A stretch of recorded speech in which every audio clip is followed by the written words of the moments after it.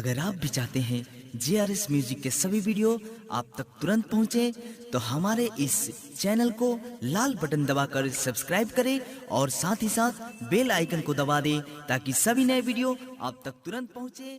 धन्यवाद।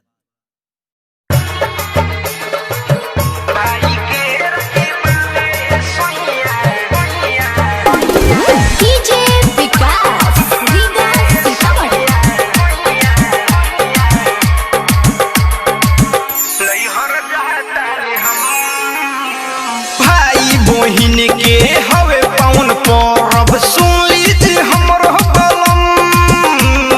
भाई बहिन के हवे पाउन परब सुन लीजिए हमरो बलम। भाई के रखी बाने सोइया नैहर जातानी हम।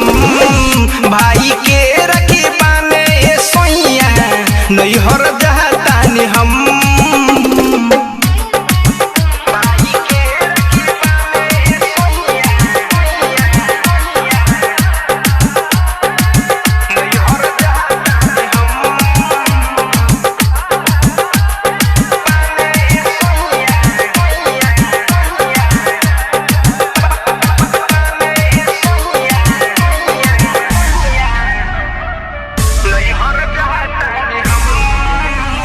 साल भर आइल बा ई रक्षा बंधन भैया के माथे लगे में जाके चंदन।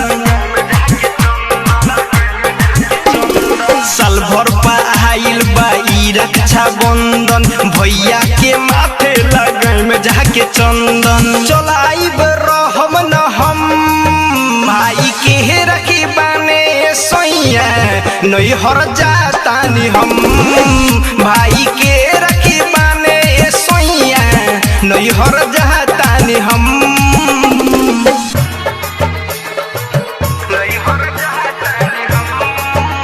जो रिकॉर्डिंग स्टूडियो लौका डीजे विकास विकास सीतामढ़ी।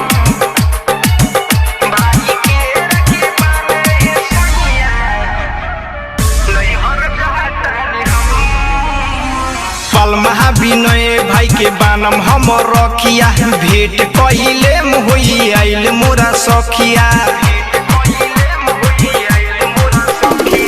पल महाविनय भाई के बानम हम रखिया भेंट कहिले मुई आइल मोरा सखिया। रामकांत विकास भाई के रखी बाने सोइया नैहर जातानी हम। भाई के रखी बाने सोइया नैहर जातानी हम।